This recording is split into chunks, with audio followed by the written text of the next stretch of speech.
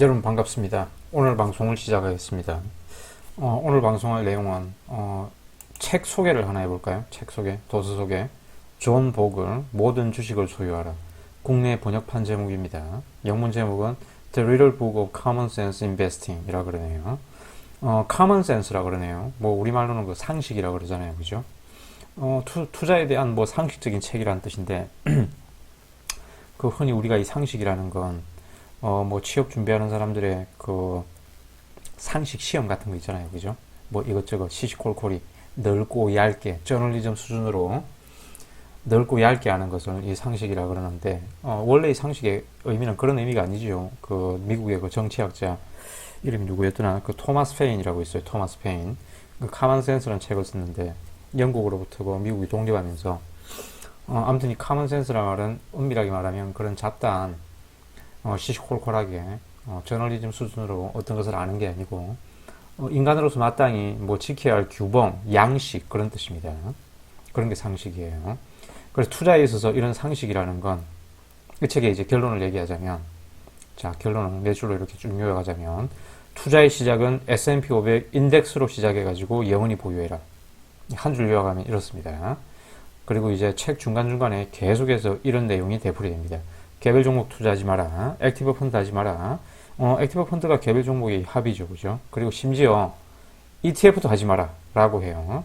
그 우리가 S&P 500 인덱스라 그러면 그 흔히 SPY 그리고 블랙락에서 운영하는 IVV 그리고 이 뱅가드에서도 S&P 500을 ETF가 있죠. 그죠? VOO, 부가 있는데 이 존 보글이 원래 만든 S&P 500 인덱스는 그런 것들이 아닙니다. 그런 ETF가 아니에요. 그 펀드예요, 펀드. 인덱스 펀드입니다, 말 그대로.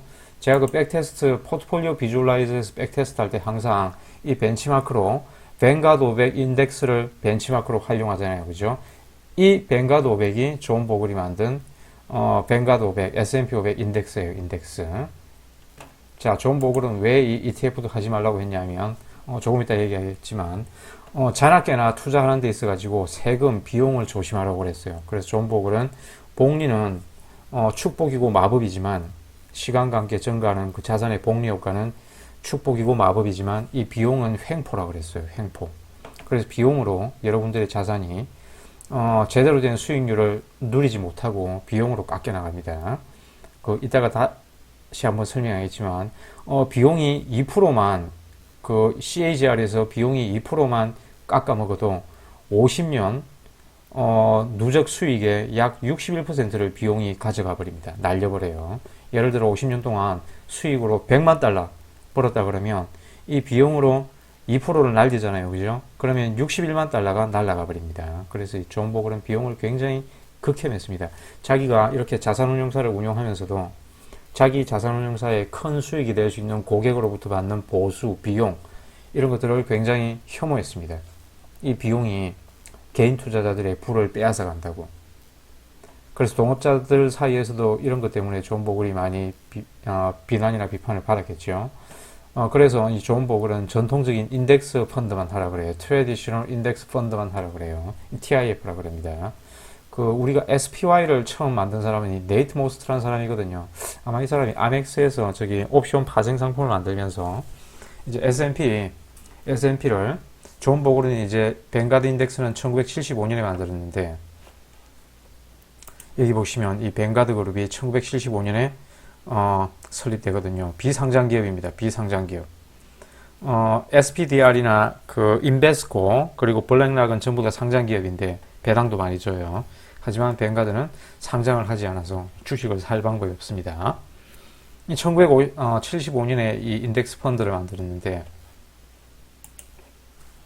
이 네이트 모스트라는 사람이 아마 1990년쯤인가 존 보글을 찾아가가지고 이제 S&P 500의 인덱스 ETF를 같이 만들어보자. 이 ETF는 이제 실시간 거래를 할 수 있잖아요, 그죠? 주식처럼. 이 존 보글은 거절했거든요. 왜 거절했냐면 이 ETF도 결국 자전 거래를 유도하게 되어서 이 개인 투자자한테 비용과 수수료를 앗아가기 때문에 개인 투자자가 온전한 수익률을 누리지 못한다. 그래서 ETF 만드는 것도 반대했습니다. 존 보글은. 그래서 네이트는 이제 SSGA, State Street Global Advisor, 그 S&P 500의 자산운용사입니다. 블랙락이 1등이고 SSGA가 2등 정도 될 거예요. 뱅가드가 한 3등 정도 하고 피터 린치가 있었던 피델리티가 한 8등 정도 할 겁니다. 그래서 네이트 모스트는 이 SSGA에 찾아가서 SPY, S&P 500의 대표 선수 ETF SPY를 출시하게 됩니다. 실제로 SPY가 모든 ETF 중에 자산 총액도 제일 크고 하루 거래량도 제일 많거든요. 그래서 이제 이런 ETF가 S&P 500 인덱스가 ETF로 출시됨으로써 역시 대형 기관이나 헤지펀드, 물론 개인들도 그렇고 잦은 거래를 하게 됩니다. 잦은 거래를 하게 돼요. 그래서 이 존 보글은 투자를 할 때 S&P 500만 해라. 그리고 조금 더 이제 확장한다면 미국 전체 시장으로 하고 여기 조금 더 확장한다면 전 세계 시장으로 하라. 제1순위는 S&P 500입니다. 그리고 해외 투자 하지 말고 그냥 미국 투자만 하라고 했거든요. 미국 대형 기업들의 매출이 50% 이상이 해외 매출이니 이미 미국 투자로 자인이 해외 투자까지 분산하게 되니까 굳이 뭐 해외 투자 하지 말라고 했는데 꼭 하고 싶다면 20% 안쪽으로만 해라. 그리고 개별 종목 투자 하지 말라고 했는데 또 인생이 너무 이렇게 인덱스만 하면 지루하고 따분하잖아요. 그죠? 그래서 물론 투자는 그렇게 해야 되지만 또 인간은 또 그렇지가 않죠. 그죠? 똥을 찍어 먹어봐야 합니다. 그래서 꼭 위험한 투자를 하고 싶다면 전체 자산의 5% 내에서만 해라. 그래서 따분한 인생 이런 오락글이라도 있어야 한다면 꼭 해라. 그리고 오락계좌의 이런 활용에 대해서 전체 자산의 5% 이내에서만 해라고 했어요. 그리고 중심계좌는 반드시 인덱스 100%, 특히 은퇴계좌, 잃어서는 안 되는 돈 이런 거는 반드시 인덱스 100%. 그리고 이 책에 보면 이제 액티브 펀드, 뭐 여러분들이 뭐 개별 종목을 여러 개 갖고 있을 거 아닙니까? 그런 것도 일종의 여러분 개인 나름의 액티브 펀드예요. 액티브 펀드가 S&P를 15년 연속 이길 확률은 22만 3천분의 1밖에 안 됩니다. 15년 연속 액티브 펀드가. 여러분들이 아무 개별 종목 10개, 20개 찍어가지고 한번 백테스트를 해보시면 실제 그렇습니다. 21년 동안 연속으로 S&P를 이길 확률은 3,100만 분의 1밖에 안 됩니다. 그럼 여러분들이 역시 뭐 A, B, C, D, E, F라는 여러 개별 종목을 들고 있을 거 아닙니까? 그죠? 그 포트폴리오는 그동안 S&P를 이겼는가? 한 분 이따 백테스트를 한번 해볼까요? 조금 이따 살펴보겠습니다. 자, 이 책은 이 책입니다. 번역본이 나와 있는데 전자책은 없어요. 그래서 종이책으로밖에 살 수 없습니다. 읽으시려면. 그리고 전자책 플랫폼, 전자책이 없으니까 역시 전자책 플랫폼, 뭐 밀리에서제나 리디북스 그런 데서도 지원하지 않아요. 없어요. 그래서 종이책으로 구매하시려면 요 가격. 아마존 킨들에서 구매하시려면 약 16달러 정도 하더라고요. 아무튼 원문도 쉬운 영어로 써져 있으니까 영어 공부하면서 읽으실 분은 뭐 아마존 킨들에서 구입하셔도 되고. 자, 이 머릿말이 굉장히 인상적이네요. 그죠? 머릿말이. 존 보글의 인덱스 펀드 개발은 바퀴와 알파벳 발명만큼 가치가 있다. 이 폴 사뮤엘슨이 이런 얘기를 했네요. 노벨 경제학상 수상자. 경제학자 중에 그래도 주식으로 그나마 돈 번 사람이 폴 사뮤엘슨하고 존 메이나드 케인즈입니다. 그죠? 요 두 사람 정도가 경제학자로 주식 투자를 해서 돈을 벌었습니다. 물론 케인즈는 직접 투자를 했고 폴 사뮤엘슨은 워렌 버핏한테 맡겨놨죠. 나머지 경제학자들, 노벨 경제학상 수상자들 파산한 사람도 있다고 그랬죠. LTCM, 롱텀 캐피탈 매니지먼트, 노벨 경제학상 수상자 둘이 운영하던 롱텀 캐피탈 펀드 망했습니다. 그죠? 망했어요. 러시아 모라토리엄 때문에. 자, 그러면 이제 책 내용은 이런데, 자, 이런 속담이 있습니다. 영어 속담에 이런 속담이 있어요. 그죠? Rolling Stone gathers no moss. 이 moss는 이끼라는 뜻인데, 이 속담의 뜻이 1번일까요? 2번일까요? 여러분들 그 대입, 뭐, 수능고사나 그런 거 볼 때, 영어 모의고사에서 이런 속담 많이 봤을 거예요. 그죠? 구르는 돌에는 이끼가 끼지 않는다. 이끼를 모으지 않는다. 구르는 돌에는 이끼가 끼지 않는다. 우리말로 마치 직역하면 1번 뜻 같죠. 그죠? 그런데 2번은 이제 구르는 돌에는 이끼조차 끼지 않는다. 이 둘 중에 실제 의미가 뭘까요? 1번일까요? 2번일까요? 마치 직역을 하자면 구르는 돌, 사람이 열심히 자기 개발하고 뭐 운동 열심히 하고 멈춰있지 않고 열심히 노력하는 이런 사람한테는 대가와 보상이 따른다. 이런 말 같지만 실제 의미는 2번입니다. 2번. 구르는 돌에는 이끼조차 끼지 않는다. 이 영어권 국가에서 미국이나 유럽에서 모스, 이끼라는 것은 돈과 지위를 의미해요. 돈과 지위. 그래서 사람이 이리저리 옮겨 다니거나 이거 했다가 저거 했다가 하는 사람에게는 직위, 지위, 자리와 재물이 쌓이지 않는다. 그런 뜻이에요. 그래서 뭐 한 개라도 진득히 해라. 그런 뜻입니다. 그런 뜻이에요.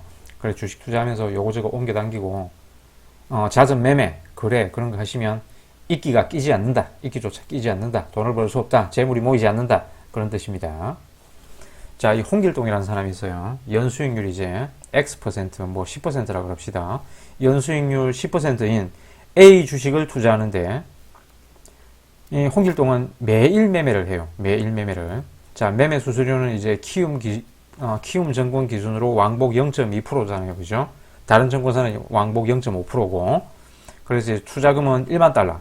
그리고 1년 거래일은 이제 200일입니다. 200일로 이제 계산을 해보면, 자, 1, 2, 3, 4 조건에서, 자, 연수익률 10%일 때, 홍길동이 거래하지 않고 그냥 1년 동안 바이 앤 홀드 하는 경우에요. 그러면 1년 후 최종 자산은 11,000달러가 되겠죠. 그죠?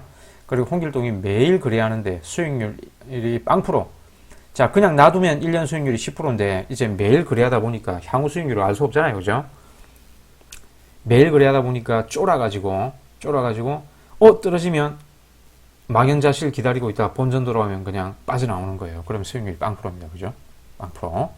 이럴 때 1년 후 최종 자산은, 그리고 홍길동이 또 매일 거래하는데 1년 수익률이 1일 수익률이 이제 0.0477%, 1년 수익률이 10%라 그러면 로그 방정식으로 이제 1일 수익률을 계산해 보면 0.0477% 되거든요. 그럴 때 이제 1년 후 최종 자산이 어떻게 될까? 자, 4번은 이제 홍길동이 매일 거래하는데 1일 수익률 0.0477%, 운용 보수가 1%인 ETF를 거래한다면, 개별 종목에는 운용 보수가 없지만 ETF에는 이제 운용 보수가 있잖아요. 그죠? 액티브 펀드 같은 경우에는 또 뭐 레버리지 그런 ETF 같은 경우에는 연 보수가 1% 정도 합니다. 1% 정도. 이럴 때 1년 후 최종 자산은, 자, 주어진 조건에서 이제 200거래일, 1년 연수익률 10%, 하루 복리 수익률을 구해보면 로그 방정식으로 이렇게 구하시면 돼요.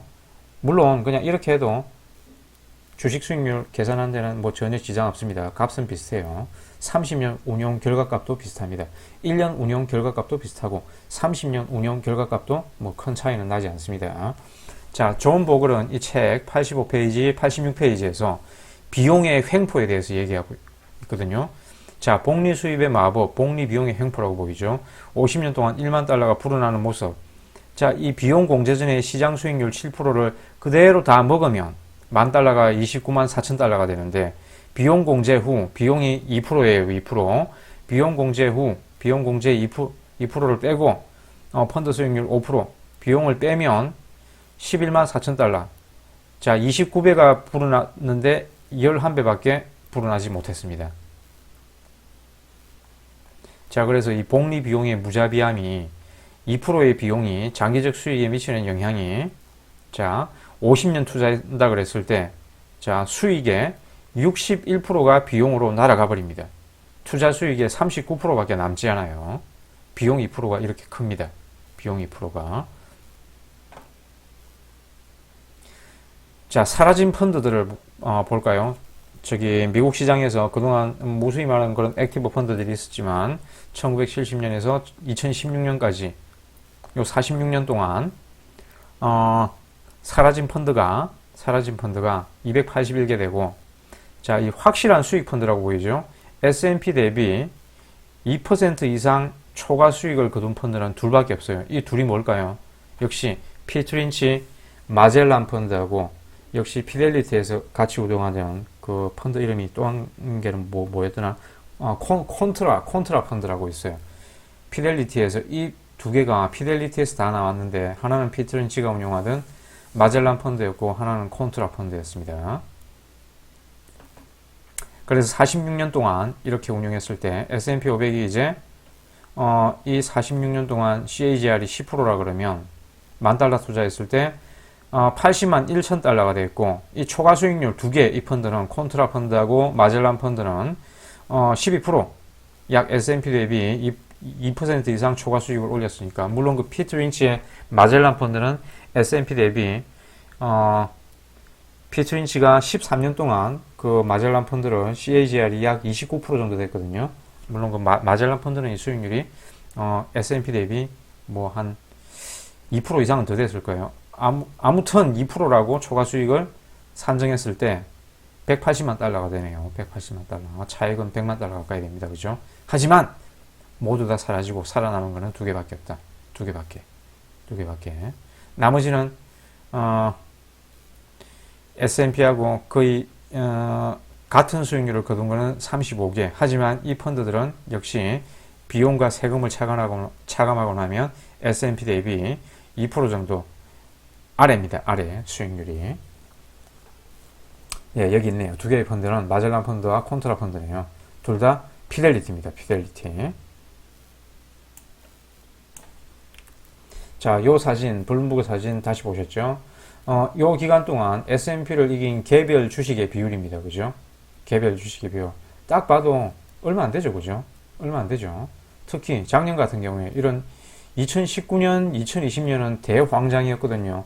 2019년에는 S&P가 아마 CAGR이 약 15% 정도 됐을 거고 QQQ가 30% 이상이 됐을 겁니다. 20년에는 S&P가 13%, QQQ가 40% 이상 나왔었거든요.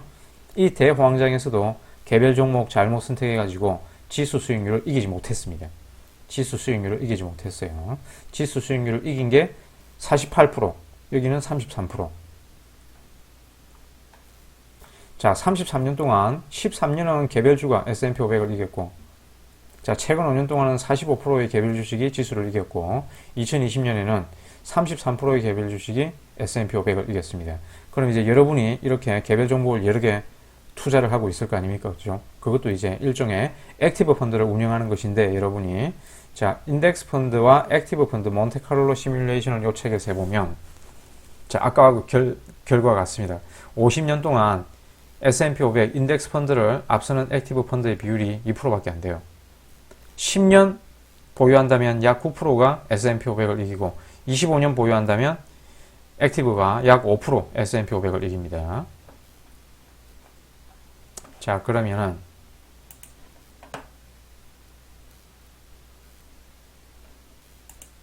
일단 요 시트를 한번 볼까요? 요 시트.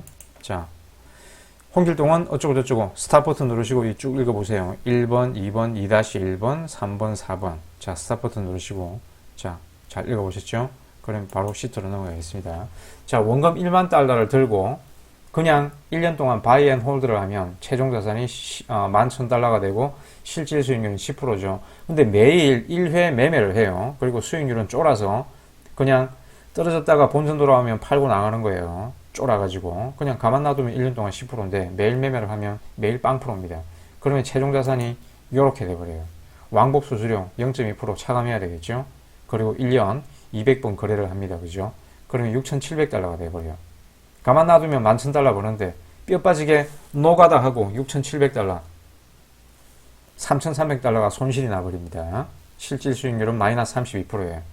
매일 1회 매매하는데 자 1일 수익률 로그 방정식으로 0.047 6666% 그리고 성률은 10일 거래하면 6일 정도는 이깁니다.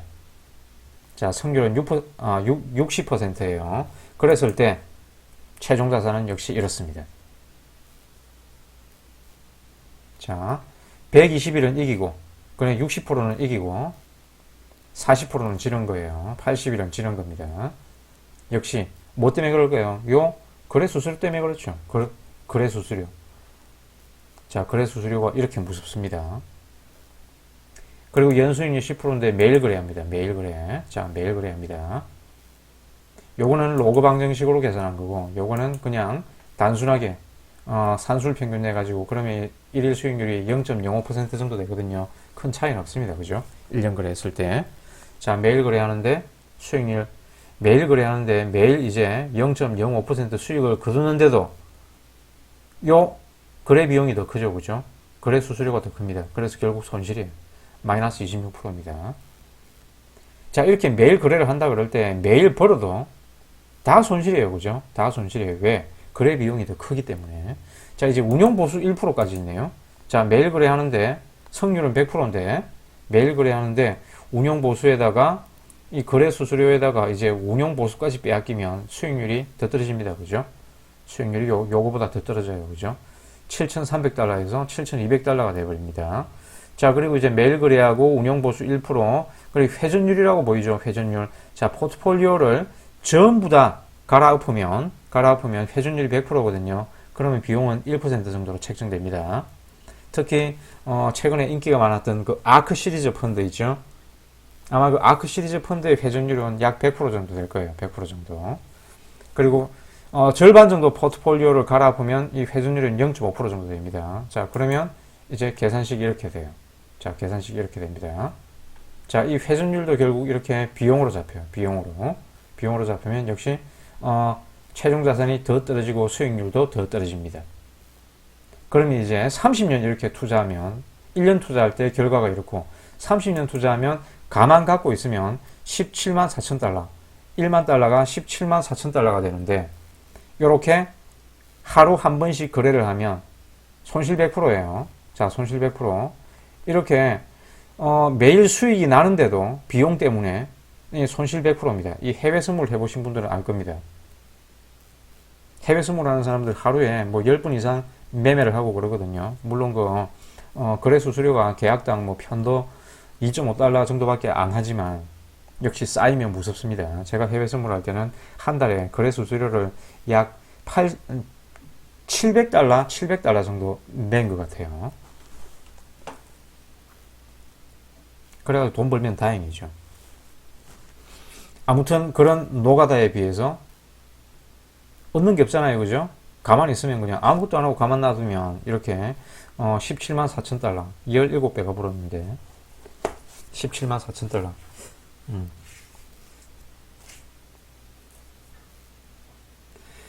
자, 이렇게 매일 한 번씩만 거래를 해도 30년 투자하면 손실 100%입니다. 자, 무슨 말인지 아시겠죠? 자, 그러면 이제 여러분들이 어떤 개별 종목에 여러 개를 들고 있으면서 개별 종목을 이제 보유하고 있을 거 아닙니까? 그죠? 그걸 이제 종목명을 1번부터 10번까지 개별 종목들입니다. 종목당 매입 금액은 3,000달러예요. 그래서 합계는 3만 달러. 그리고 평가 금액은 각각 이렇습니다. 보유기간은 0.5년, 1.3년, 0.6년. 그래가지고 보유기간의 평균은 0.75년이죠. 제가 이 값들은 다 임의로 넣은 값들입니다. 그 설명을 위해서 임의로 넣은 값들이에요. 이 기간을 왜 0.75년이라 했냐 하면 0.75년이 9개월이거든요. 미국인들의 주식 평균 보유기간이 9개월입니다. 우리나라 개인들은 약 8개월이에요. 그래서 미국인들이라고 해서 개별 종목 이렇게 장투하는 거 아니죠. 그죠? 장투하면 세금도 깎아주는데 이렇게 세금 부담을 무릅쓰고 미국인들도 장투를 하지 않아요. 그리고 누적 수익률은 각각 이렇습니다. 각각 이래요. 자, 그리고 CAGR은 요렇고. 자, 그래서 이 사람의 이 홍길동의 개별 종목 10개의 이 포트폴리오 액티브 펀드의 CAGR은 20%네요. 그리고 0.75년 동안 약 9개월 동안 누적 수익률은 14.7%고. 그럼 요 기간 동안, 그러니까 작년 이제 2020년 7월 6일에서 2021년 4월 5일 오늘입니다. 오늘 방송을 촬영하는 오늘 SPY 수익률은 누적 수익률은 이렇고 CAGR로 환산하면 36%예요. QQQ의 누적 수익률 CAGR입니다. 그리고 둘 equal weight예요. 50대 50으로 균등 비중 보유했으면 누적 수익률 CAGR입니다. 자, 지수 수익률을 못 이겼죠. 지수 수익률을 못 이겼어요. 이 사람은 아무튼 지수 수익률을 못 이겼습니다. 이런 개별 종목들이. 뭐 한두 개가 이렇게 압도적으로 지수 수익률을 이긴 것들이 있지만 이 전체 포트폴리오로 봤을 때 이 개별 종목의 합은 SPY, QQQ 그리고 반반 보유를 이기지 못했습니다. 그래서 여러분들이 갖고 있는 개별 종목의 이런 수익률을 한번 구해보시고 동기간 인덱스를 이겼는지 한번 스스로 판단해 보시면 되겠습니다. 자, 이상 오늘의 방송을 마치겠습니다. 시청해 주셔서 감사합니다. 방송을 마치기 전에 잠깐 국내 S&P 500 인덱스 펀드의 그 ETF 말고 인덱스 펀드의 수익 그 운용 보수는 KB 미국 S&P 500 인덱스 펀드가 있네요. 0.9%네요. 0.9%. 0.9% 굉장히 비쌉니다. 그죠? 그리고 부 보이죠? 뱅가드 S&P 500 ETF. 아시다시피 0.03%입니다. Average Expense Ratio of Similar Fund라고 보이죠? 0.89%네요. 역시 우리나라하고 비슷합니다. 그죠? 우리나라하고 비슷해요. 그리고 뱅가드 그룹의 이 범선 보이죠? 범선. 이 범선이, 요 밑에 글을 읽어보시면, 요 범선이 호레이쇼 넬슨 제도가 아시죠? 트리팔카 해전에서 나폴레옹 함대를 쳐부수고, 전사했던 호레이쇼 넬슨 제도. 넬슨 제독이 그 트리팔카 해전 앞에 있었던 전쟁인데, 아부키르만에서 그 이집트 나일강 들어가는 입구예요. 그래서 여기에서 역시 프랑스 함대를 쳐부수고 넬슨 제독이 나일의 백작이라는 칭호를 받게 되거든요. 그때 넬슨 제독이 탑승했던 지휘함이 HMS 뱅가드 요 배였습니다. 그래서 존 보글이 이 호레이쇼 넬슨을 굉장히 존경했나 봐요. 그래서 자기 회사 브랜드 로고도 이 HMS 뱅가드가 뭐 선구자 그런 뜻이잖아요. 그죠? 여기에서 로고를 만들었습니다. 이 HMS는 그 영국 로얄 네이비의 브랜드 네임이에요. 브랜드 네임. 그 남자 국왕 같은 경우에는 His Majesty Ship 혹은 잠수함 같은 경우에는 His Majesty Submarine이라고 그러고 여왕 같은 경우에는 Her Majesty Submarine Ship. 그래서 이 HMS는 영국 로얄 마린의 브랜드 네임입니다. 옛날에 제가 그 플라모델 한참 조립을 할 때는 그 독일의 2차 대전 당시 독일의 그 전함 비스마르크호를 플라모델로 그게 보급형으로 많이 나오거든요. 플라모델을 조립을 많이 했었는데 이 뱅가드 존 보글의 책을 읽고 이 뱅가드를 한번 플라모델로 한번 조립해 보고 싶네요. 이 국내에는 파는 데가 별로 없어가지고 이베이나 아마존에서 직접 주문을 해야 될 것 같습니다. 이상 오늘의 방송을 마치겠습니다. 시청해 주셔서 감사합니다. 궁금하신 부분은 댓글에 질문 남기시면 아는 범위 내에서 답변 드리겠습니다. 그리고 요 시트는 공유해 드릴게요.